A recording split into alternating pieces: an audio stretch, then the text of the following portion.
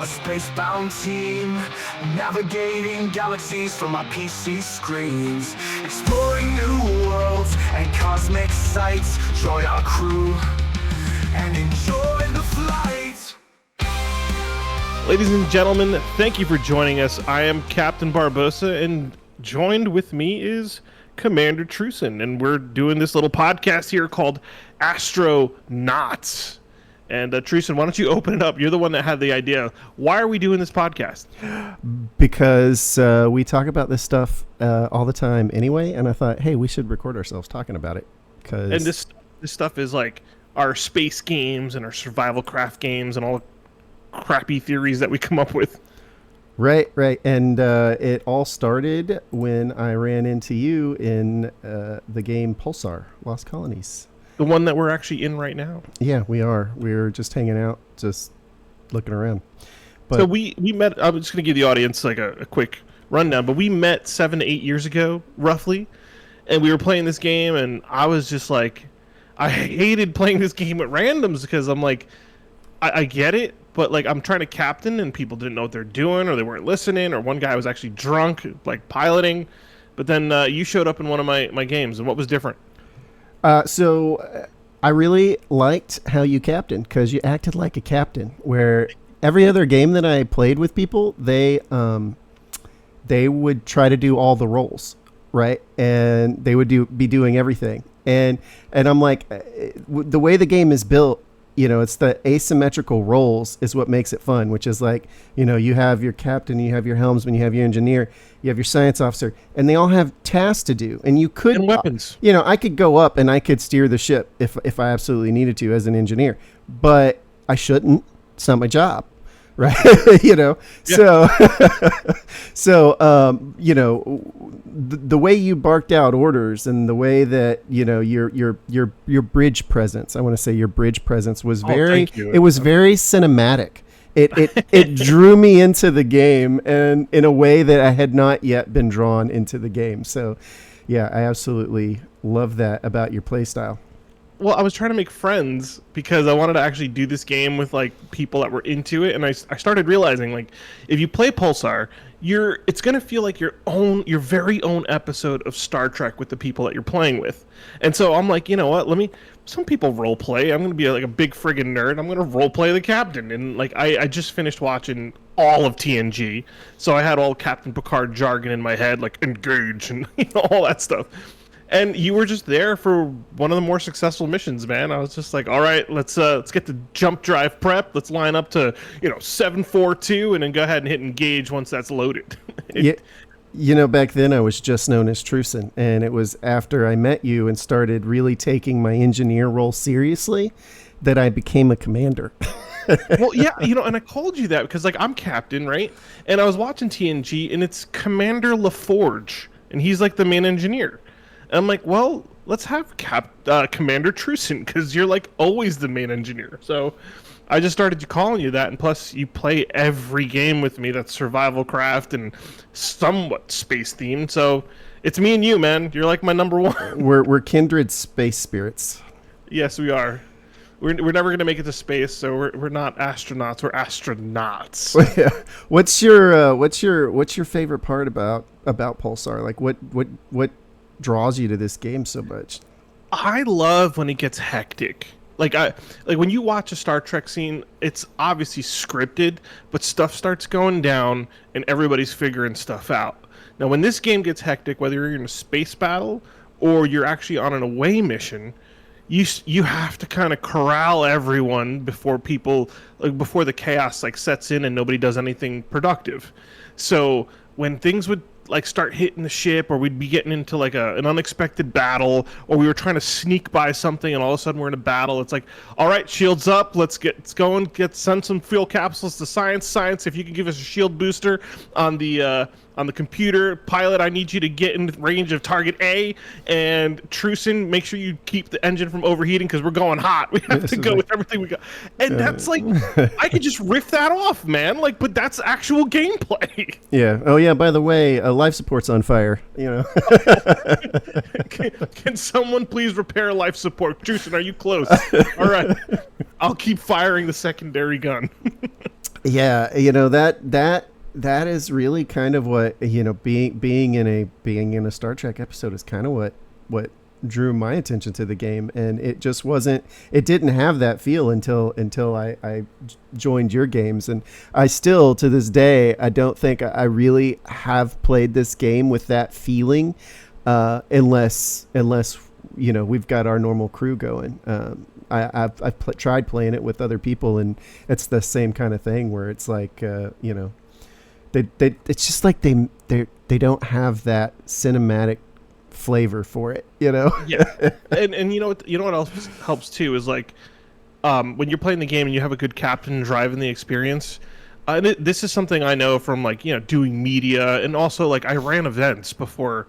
Like I ran this company called Hype the Station before I met you, and I was like captaining that event. Like I had to corral everybody to do like the tournament and like the media and photo ops. So I was always barking commands, and I get how important it is for clear commands and direction, and it happens in this game. And what I love is like it's not a crew with like hundreds of people on it or bots. It's the 5 essential roles: captain, pilot, weapons, science, and engineer, right? So like you said earlier, we all have our roles. It's just enough. It's just this co-op experience, and I just know things got to get done. And if I act the role, it kind of makes it feel better, because I used to hate getting like a weak captain, like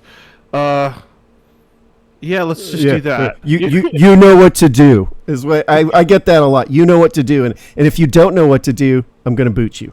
Like you get kicked out of my game if you don't know what you're doing.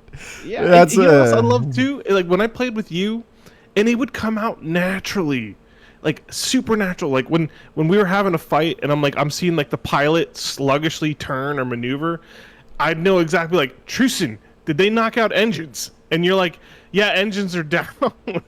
But like, see, I saw that the pilot struggling with the engines. I needed a status report. You gave me the report. Then you go fix it. Then the pilot can move. Then I say, put the shields up, take the weapons off. We got to get out of here. We're going to lose this fight. So it's awesome. Like if you guys are listening right now, whoever's listening to this, if you like what we're saying, if you like this like personal Star Trek episode that you can make with your friends, this game is it. We played Bridge Crew, we played Interstellar Rift is good. It's a good runner-up. But if you want that episodic, go ahead. Interstellar Rift's missing the RPG aspect that this game has. Yeah. There's character progression in the sense that you have stat points that you put in specifically to your role that makes your role better, and that I think, and there's a storyline here, right? We're following a storyline, but what's nice about it too is there's like it's kind of like a whole season of Star Trek, right? There's little episodes that take place, but then there's this big overarching story that you're playing through, and it's really good. There's a lot of good things about it.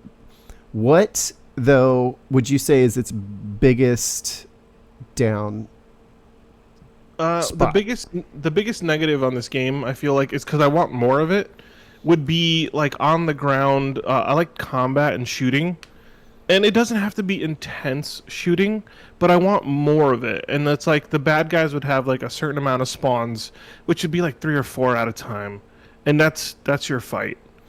And coming from like right now we're playing like First Descendant, or like when you play Destiny, things come and they reinforce themselves, and there's drop ships, and there's all this crazy stuff happening, and you have reasons to keep shooting and have shields and be picked up. This game just didn't have it. It's like walk through, kind of shoot a couple things, and continue with your mission. Yeah, I think the combat in this one is pretty lackluster. It's very, very bare and basic. If anything, I mean, can you imagine what Helldivers 2 or First Descendant combat in a game like this would be great, right? Yeah. Yes. I mean, then I think that kind of goes in par. Like, there's a lot of good concepts, but they're kind of bare. I mean, you look at the consoles, right? The manipulation of the ship is great. The game mechanics for how the systems interact with each other are great, but the consoles are like, floating screens in the air. You know what I mean? Like, and you do see in some certain situations where I think there's one ship where they actually have the screens embedded into the meshes of the ship, and it looks really good, even with the crummy looking screens here. But it's kind of like that in a lot of parts of this game. Is it's like the core mechanic and fundamentals are so good, but it's just kind of thrown together. Like, it's almost like it's a prototype game. Well, I don't want to, if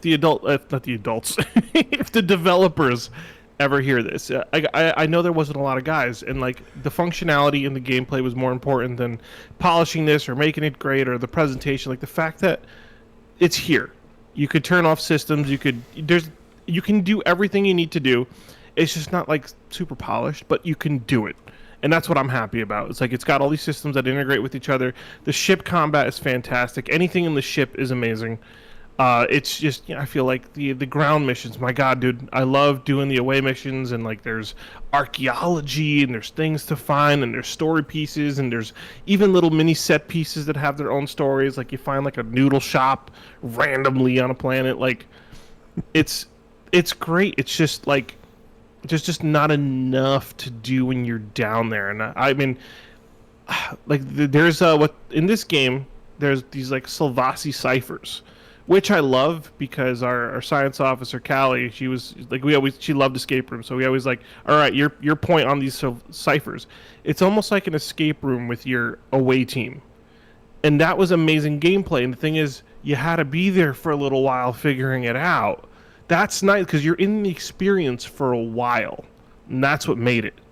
When you just kind of like did your away missions and you kind of like blast through them, there's no more spawns. You know you're not in danger anymore. That's where I feel like it fell off. I would have loved just like, hey man, make some spawn points, make us sweat a little bit. Like we got to defend a hack point or something, like in First Ascendant. Right, and it kind of, you get that in space combat, right? Like, space combat starts getting real hot, and you're like, I don't know if we're gonna make it.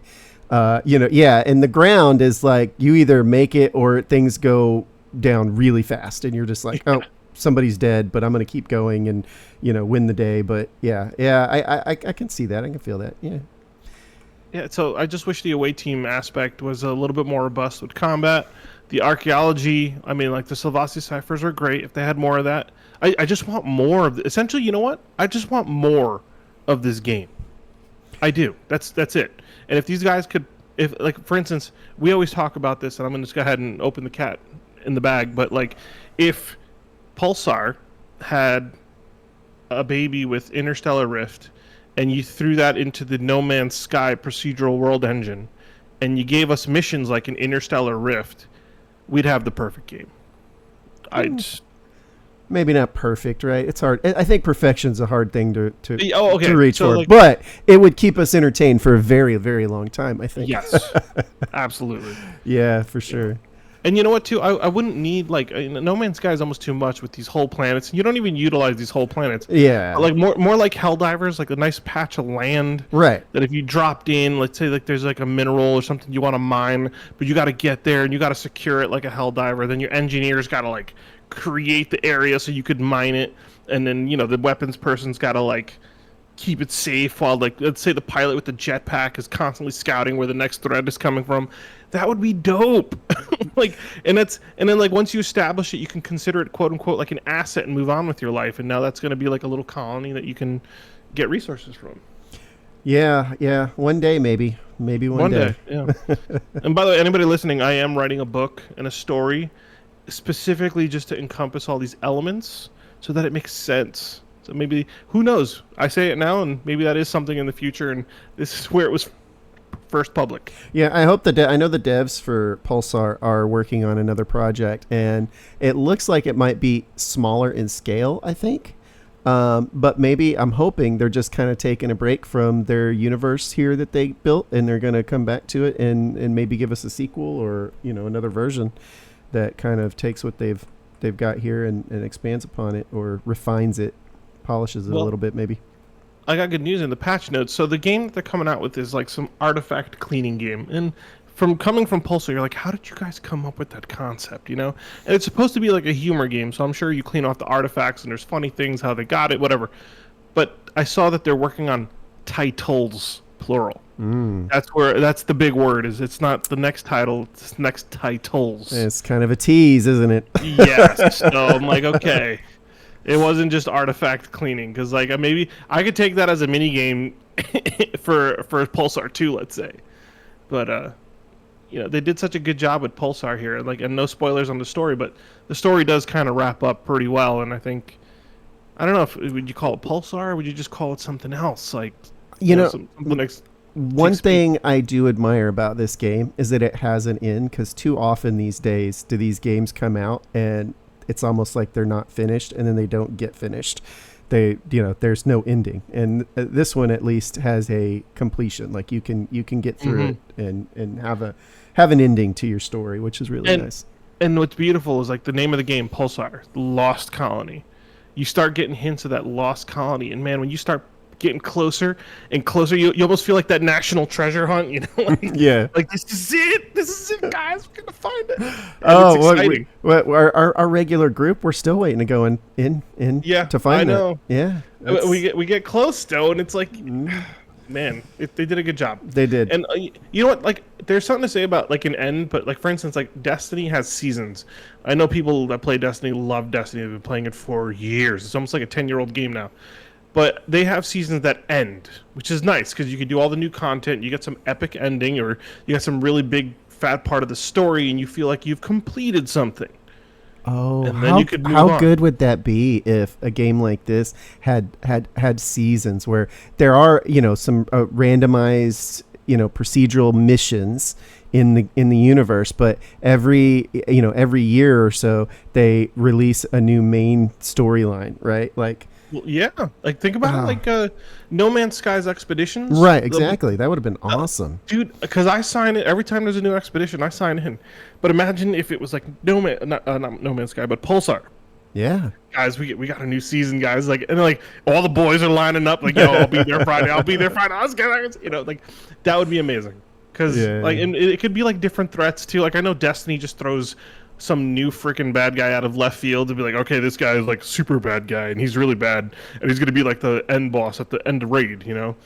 Yeah, it's kind of like a formula. It just keeps doing itself and you just want to play the game anyway. Right. But yeah, Pulsar I think was a little bit more intellectual. Like they could do archaeology, they could do battle, they could do movement. Let's say like maybe your pilot has to be like really important for a season and you're filing through asteroids and all that stuff. They got so much to do. Right. And I think one of the differences in those games, though, the season-based games, with the exception of No Man's Sky, is seasons are all monetized in some way. But they've released so many ships with this. I'm really surprised. Like I would have been okay if they sold the ships. Sold ship access. I would have totally done that. I mean, they went with an unlocking method where you play the game and you unlock the ships, and I think that's great. But the price of this game was a low price of entry. I would have totally forked over $5 for ship access. And, go ahead, finish. I mean, I think they kind of missed an opportunity to gain some revenue, which could have encouraged more momentum in developing this out further, or continuing it on. And maybe they are, and that's great. But I certainly hope that they, do something in the line of some type of good pricing or monetization to support their hard work. Well, I did see when this game came out years ago, like 2016, 2017, there was a big to-do about, DLC and how exploitive it was, and they wanted to be honorable. And I get that. And they were honorable because, you know what? I couldn't buy DLC, but I have bought this game for at least 9-10 of my friends just to support the dev. I'm like, I got to give them my money somehow. And I mentioned, like, I actually made a forum post for them on this, but I'm like, you could have made, like, red alert sounds, like something that sounds like a submarine, like, like, just have fun with it. Like, have red alert sounds. You could have made custom uniforms, things that don't affect the game, but I can give you a couple bucks here and there just to keep going. Yeah. And because I do that with other games. Like, I put money into First Descendant. I put tons of money into Paladins. I don't mind, and especially if I'm enjoying the game over and over and over, I don't mind. There is such a thing as too much, but yeah, I mean, if you've got if you're selling a $60 game, I don't want to see everything monetized. But if you're selling a $20 game, you can have some minor monetizations in there. Like that's okay. That's okay in my book. So, yeah, I didn't know that we were going to end up talking about gaming industry monetization. We're talking about Pulsar, man. We're talking about, if you love a space game, what do you do to keep that space game going? What do you do to channel the devs to make content that'll keep the space game going? Like that's essentially what we're talking about. Because like maybe they made this game just for the ship content, because it seems like the ships are super polished, like the combat, the shields, the weapons. But when you get down to the ground, maybe they weren't really trying to make a first-person shooter. It's there, but the love was on the ship. Which I do love. Well, and that's another thing I really love about this kind of game, and what I think in games that precede this should really focus on is how the ship feels like a character too. And it's a character we all share, right? Because it has equipment, and you can change that equipment. You can upgrade that equipment. You can, have different programs loaded. You can, there's just, it has its own progression. And I think that's really important than just having a ship, that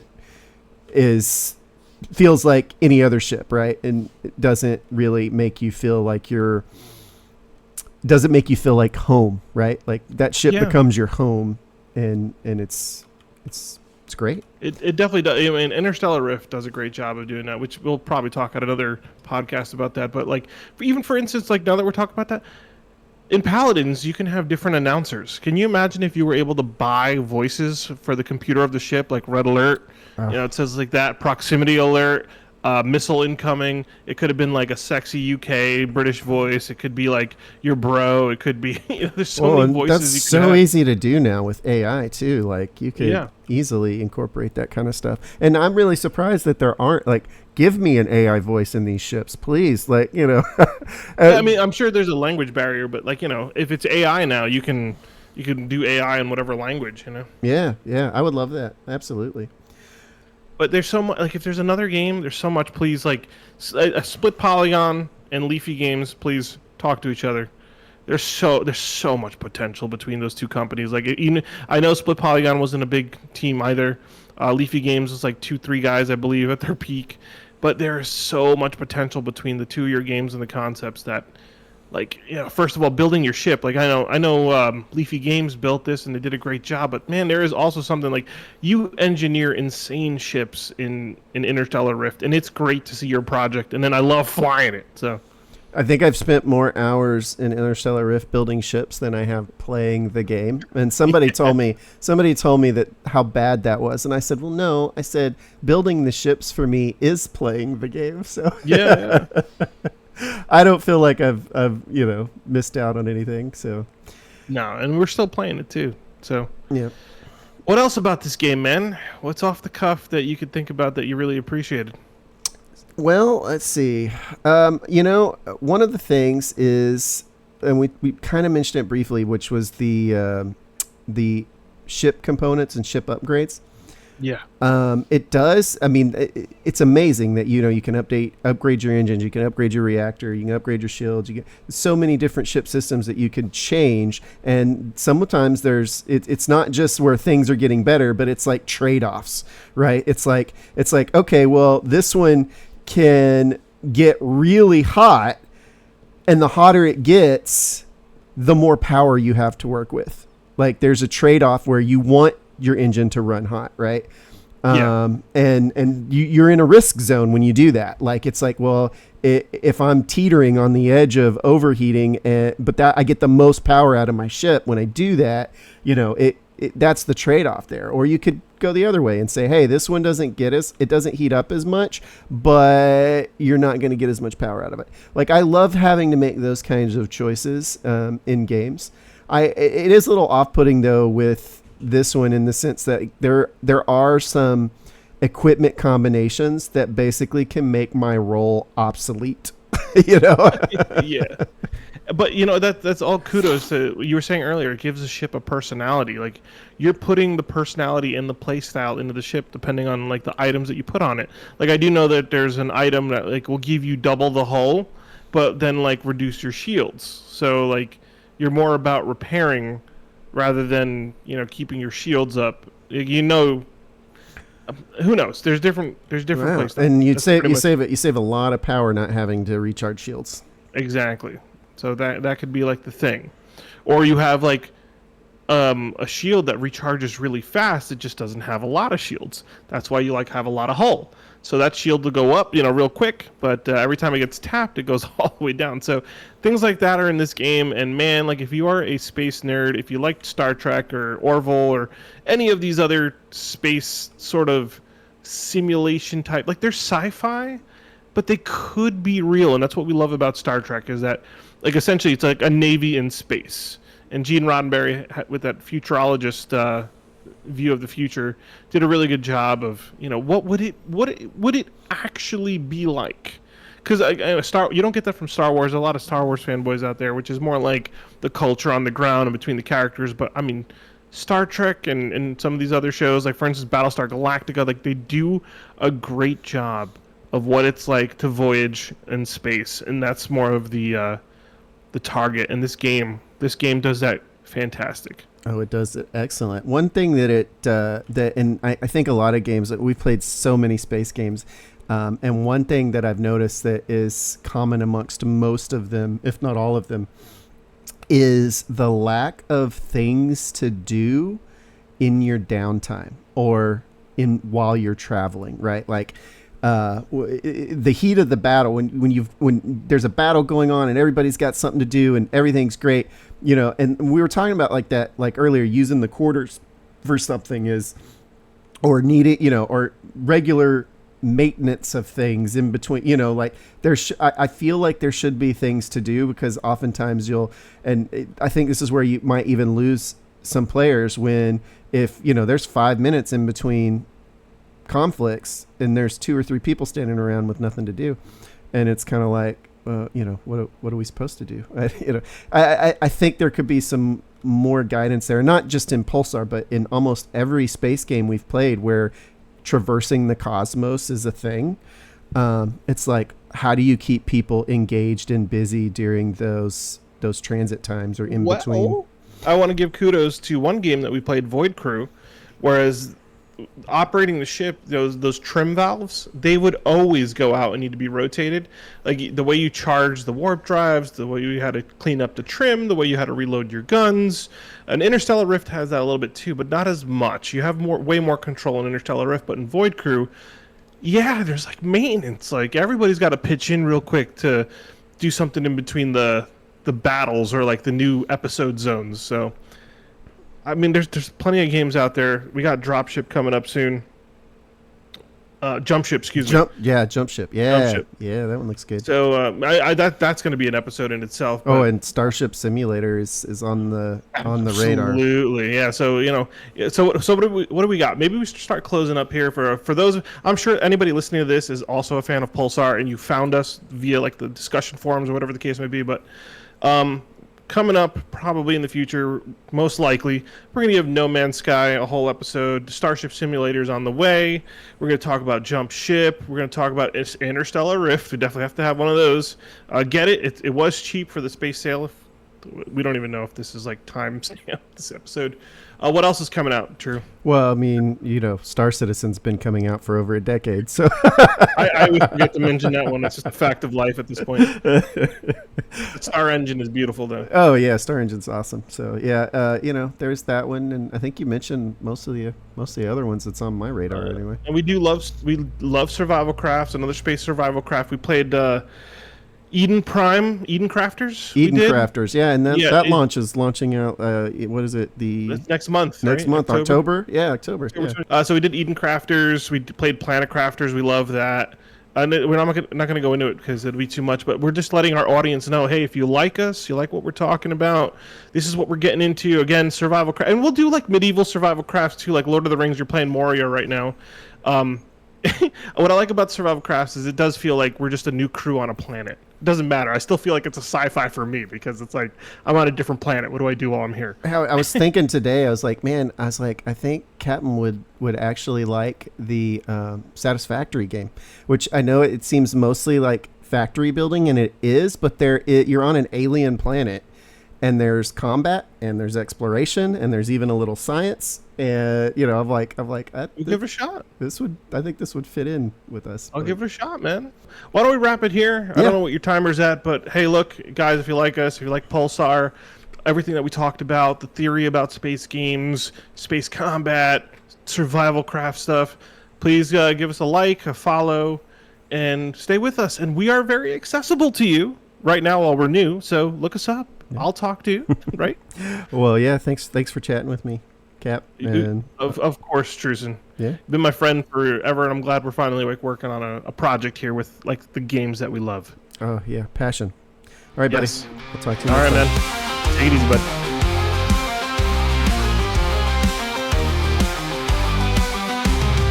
Astro-Nots, a space-bound team, navigating galaxies from our PC screens, exploring new worlds and cosmic sights. Join our crew.